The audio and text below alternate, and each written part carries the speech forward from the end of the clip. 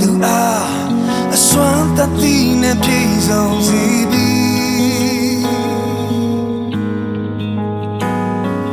ကိုယ်တော်ကိုမျှော်လင့်တော်သူဝိမာပြန်သာခွန်အားသစ်များနဲ့အတူအတောင်ပန်တွေအသစ်ပြုပြင်ကဝိမာပြန်သာမုန်တိုင်းများရဲ့ထဲမှာပြေတော်လဲမပင်ပန်းခရီးသွားလဲမမောပန်းစေဘူး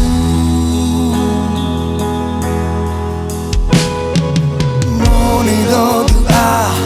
ခွန်အားသစ်ကိုပေးတော်ထာဝရဘုရားမန်နေတော်သူအားအစွမ်းတတိနဲ့ပြည့်စုံစေပြီကိုတော်ကိုမျှော်လင့်တော်သူ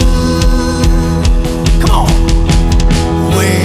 မာပြန်သာ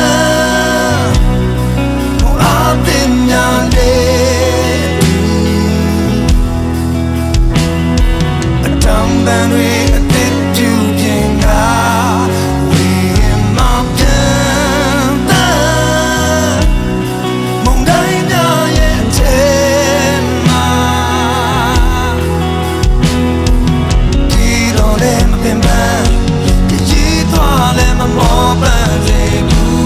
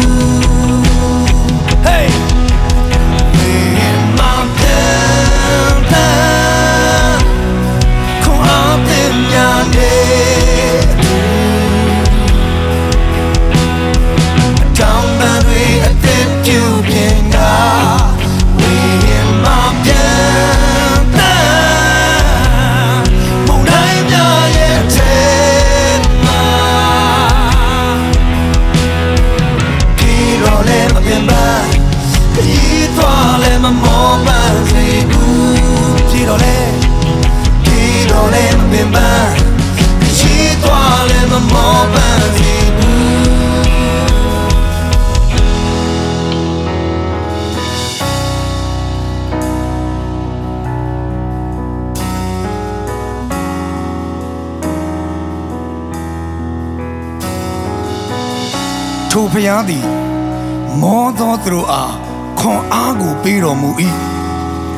နွမ်းနယ်သောသူတို့အားအစွမ်းတတ္တိနှင့်ပြည့်စုံသောအခွင့်ကိုပေးတော်မူ၏